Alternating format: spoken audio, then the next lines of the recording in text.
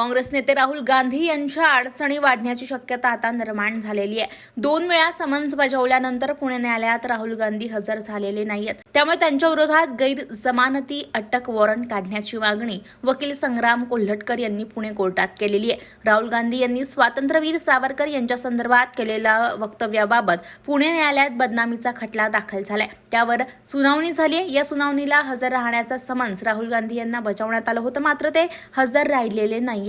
आता पुढील सुनावणी 10 जानेवारी 2025 ला होणार आहे। आता परत राहुल गांधी न्यायालयात उपस्थित राहिले नाही तर न्यायालय कठोर कारवाई करेल अशी शक्यता आहे। काँग्रेस नेते राहुल गांधी यांच्या विरोधात विनायक दामोदर सावरकर यांचे पंटू सात्यकी सावरकर यांनी पुण्यातील न्यायालयात मानहानीचा खटला दाखल केलाय। झालं असं होतं की लंडनमधल्या एका कार्यक्रमात बोलताना राहुल गांधी यांनी सावरकरांवर आरोप केला होता। राहुल गांधी यांच्या मते सावरकरांनी एका पुस्तकात दावा म्हटला होता की सावरकरांच्या 5-6 मित्रांनी एका मुस्लिम व्यक्तीला मारहाण केली होती आणि सावरकरांना त्यावेळी आनंद झाला होता। यावरच सात्यकी सावरकर यांनी राहुल गांधी यांच्यावर मानहानीचा दावा दाखल केलेला आहे। पुढच्या सुनावणीला त्यामुळे राहुल गांधी आले नाही तर अटक वॉरंट निघण्याची शक्यता वर्तवण्यात आलेली आहे। सात्यकी अशोक सावरकर, स्वातंत्र्यवीर सावरकरांचा मी चुलत नातू आहे। त्यांच्या जे धाकटे बंधू होते नारायण दामोदर सावरकर, त्यांचा सख्खा नातू मी।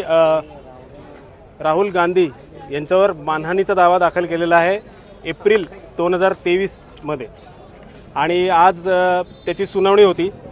तर मागच्या दिनांकाला सन्माननीय न्यायालयाने त्यांना समन्स बजावलं होतं आणि एक ऑर्डर देखील काढली होती की त्यांनी या दिवशी म्हणजे आज 2 डिसेंबरला न्यायालयात उपस्थित राहावं, पण त्यांच्या वकिलांच्या नुसार ते हिवाळी अधिवेशनात व्यग्र असल्यामुळे उपस्थित राहू शकले नाहीत। माझ्या दृष्टीने सावरकरांची बदनामी म्हणजे ही सगळ्या सावरकर कुटुंबियांच्या दृष्टीने अत्यंत चिंतेची बाब आहे, गंभीर बाब आहे। आम्ही ती बाब गांभीर्याने घेतलेली आहे।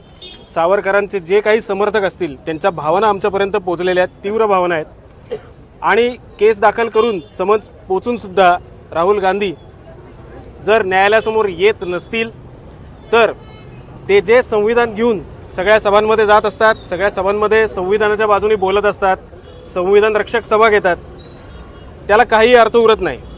कारण का न्यायालय हा लोकशाहीचा स्तंभ आहे, न्यायपालिकेचा आदर आपण केला पाहिजे। पण त्यांच्या वर्तनावरून असं दिसून येत आहे की न्यायालयाचे आदेश ते पाळत नाहीत आणि त्याच्या संदर्भात जसं माझ्या विधिज्ञांनी सांगितलं, आम्ही अर्ज देखील दाखल केलेला आहे। या पुढची कारवाई 10 जानेवारीला होणार आहे। 10 जानेवारीला सुनावणी होणार आहे आणि त्या सुनावणीत जर राहुल गांधी पुन्हा एकदा अनुपस्थित राहिले तर मात्र त्यांच्या विरुद्धात अटक वॉरंट निघू शकतं।